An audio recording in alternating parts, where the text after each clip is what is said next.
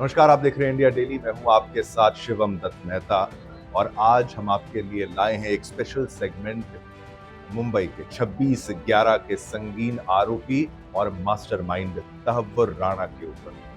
देखिए, जब भी आप मुंबई हमलों की बात करते हैं तो उसमें कई किरदार शामिल हैं। कसाब शामिल है, डेविड हेडली शामिल है, तहव्वुर राणा शामिल है। लेकिन अब एक रास्ता साफ हो गया है उसका भारत को प्रत्यर्पण करने का। उसने तमाम कोशिशें की, बहुत प्रयास किए कि उसको भारत एक्स्ट्राडाइट ना किया जाए, प्रत्यर्पण रुक जाए, लेकिन यूएस की सुप्रीम कोर्ट ने उसकी इस याचिका को नामंजूर कर दिया है।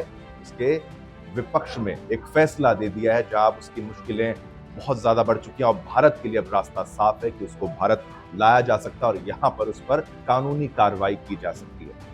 लेकिन जब हम बात करते हैं तहव्वुर राणा की तो हमें ये समझना होगा कि कौन है ये और उसके साथ साथ कौन है डेविड हेडली। देखिए, ये दोनों, सबसे पहले आपको मैं बताऊं डेविड हेडली के बारे में, क्योंकि ये दो मास्टरमाइंड थे जिन्होंने इस मुंबई हमले को अंजाम देने में अहम भूमिका निभाई थी।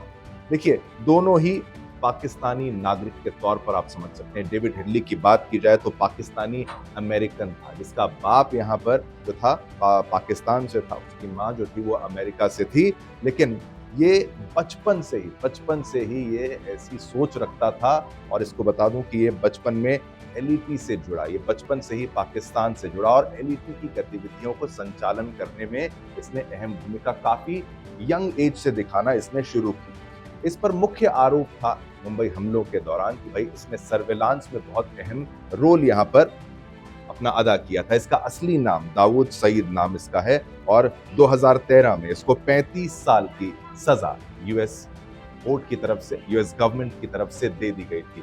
अब ये है डेविड हेडली और दूसरी तरफ है तहव्वुर राणा। ये दोनों दोस्त हैं, ये दोनों एक दूसरे के दोस्त हैं। अब तहव्वुर राणा एक पाकिस्तानी बॉर्न कैनेडियन नेशनल है और हेडली का बचपन का दोस्त है। अब इस पर आरोप है कि ये वहां पर एक बिजनेस भी करता था, ये एक डॉक्टर भी था, एक फिजिशियन था और अपनी बिजनेस की आड़ में ये आतंकवादी गतिविधियों को छिपाने का प्रयास करता था। उसी के मुखौटे लगाकर, उसका मुखौटा बिजनेस का लगाकर ये ऑपरेट करता था और आतंकवादी घटनाएं जो थी, चाहे उसमें लश्कर तैयबा की बात कर लीजिए या फिर और कुछ, वो सभी उसको ऑपरेट करता था। बड़ी चालाकी से ये काम करता था। अब राणा को जो है उसको क्या सजा मिली थी? उसको 14 साल की सजा मिली थी यूएस सुप्रीम कोर्ट की तरफ से। उस पर और भी कई आरोप थे, केवल यही आरोप नहीं था कि उसने भारत के खिलाफ ये साजिश रची, वो काफी ऐसे मामलों में आरोपी था।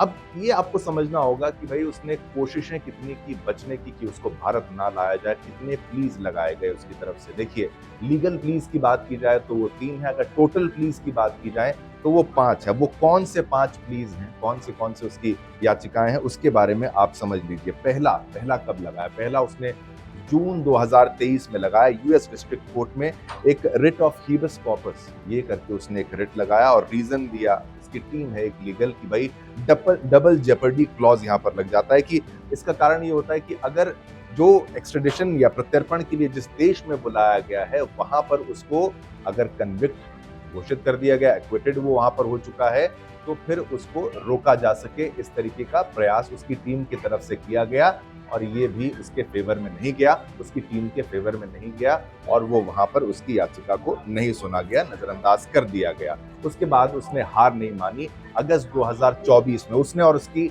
लीगल टीम ने US court of appeals for the 9th circuit, ये मैं आपको डिटेल्स लिए बता रहा हूं ताकि आप समझ पाएं, वो अपील की, दोबारा की, लेकिन उसको फिर फायदा नहीं हुआ, उसको भी वहां पर रिजेक्ट किया, वहां पर भी उसको मुंह की खानी पड़ी। फिर उसके बाद आते हैं नवंबर 2024 में उसने एक पिटीशन दिया यूएस सुप्रीम कोर्ट में, रिट ऑफ सेरेटोरिया, मतलब जो लोअर कोर्ट की तरफ से फैसला दिया गया था उसको रिव्यू करने का उसने फैसला, उसके प्ली जो है उसने दी और फिर उसका भी जो फैसला आया वो उसके विरुद्ध में आया जनवरी 2025 में। जो सुप्रीम कोर्ट है उसने उसकी पिटीशन को डिनाई कर दिया और उसने एक इमरजेंसी एप्लीकेशन इस दौरान जो है जस्टिस एलेना केगन को दी थी, फिर उसको भी मना कर दिया। यानी प्रयास के बाद प्रयास, एक के बाद एक दूसरा प्रयास वो करा।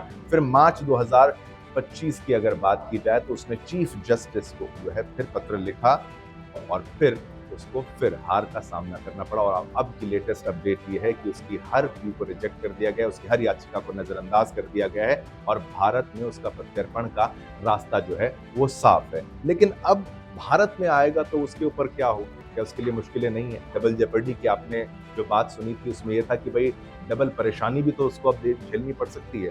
मैं आपको बता दूं कि भारत में उसके लिए क्या है कि अगर वो भारत आता है तो यूएपीए के तहत भी उस पर कार्रवाई होगी, साथ ही साथ explosive act, arms act, foreigners act, इन तमाम एक्ट्स के तहत उसके ऊपर कार्रवाई होने वाली है।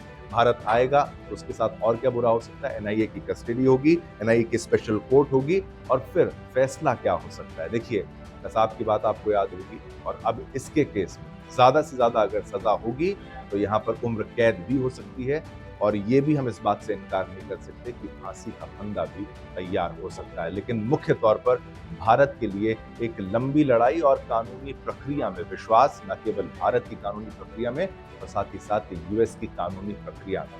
अब क्या इसका ताल्लुक डायरेक्टली है डोनाल्ड ट्रंप के राष्ट्रपति बनने से या नहीं, ये एक्सपर्ट ज्यादा बेहतर बताएंगे। लेकिन काफी लंबे समय से वो अपनी लड़ाई लड़ने का प्रयास राणा कर रहा था। ठाकुर राणा हर बार उसको मुंह की खानी पड़ रही थी, वहां की कोर्ट्स ने हर बार उसको डिनाई किया। उसने प्रयास जरूर किया लीगल फ्रेमवर्क का फायदा उठाने का, लेकिन अगर आप बुरा करते हैं तो आपका अंत बुरा होता है।